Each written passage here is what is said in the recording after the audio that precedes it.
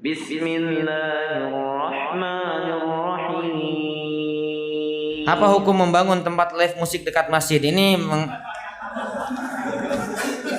Saya mau bikin status ini. Wallahi ikhwan, ini kemungkaran yang azim.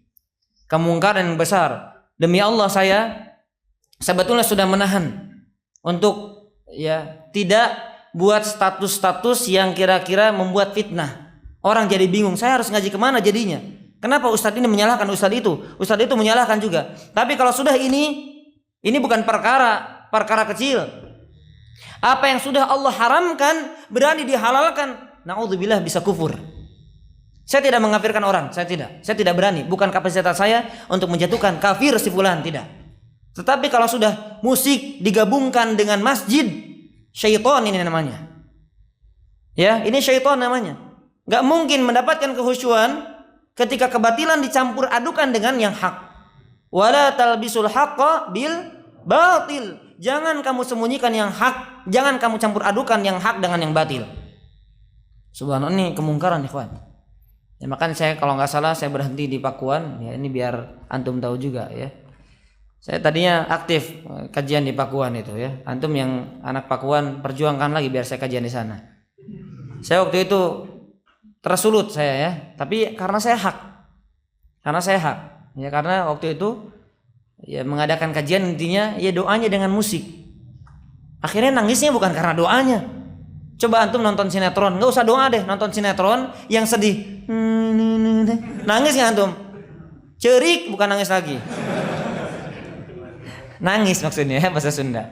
Nangis. Oh, sedih kan? Jangan subhanallah. Itulah syaitan. Ya dicampur adukan, dihiasi yang buruk seolah-olah baik, yang baik seolah-olah buruk. Ini kita mendakwakan begini nih. Kalau kedengaran nih dipotong nih, ya. Mana ikhwan? Ini kalau dipotong nih, ini yang baik nih. Saya yakin ini baik. Insya Allah saya yakin ini baik karena sesuai dalil. Saya yakin Allah ini adalah kebaikan. Allah ini adalah hak. Saya berani menyampaikan. Tapi nanti di hadapan orang lain seolah-olah buruk. Siapa yang membuat itu seperti buruk? Siapa? Syaitan. Dibuat syubhat, lihat ustaznya, lihat. Jihad berani nahdir ustaz yang sama-sama LC. Ya, walaupun beda negara ya. Seperti itu. Jadi tambah jelas ya. Ya ini hati-hati ya. Apa hukum membangun tempat live musik dekat masjid? Iya, enggak dekat masjid juga haram. Apalagi didekatkan dengan masjid. Subhanallah, dosanya berkali-kali lipat. Kenapa tadi? Karena tadi ya suasana sambil kajian, sambil ngopi, ilmu sambil ngopi, gimana ceritanya? Anak aja mau minum, izin dulu sama antum, bismillah. Iya enggak? Mungkin enggak sambil ngopi? Innal hamdalillah. Nahmadu wa Hah? Mungkin ya? Apalagi disediain buah roti, gimana anak? Mau makan bingung. Mau ngomong harus makan juga. Ya. Subhanallah ya. Mudah-mudahan Allah Subhanahu wa taala berikan hidayah kepada dia. Ini kelihatannya indikasinya sudah makin berani.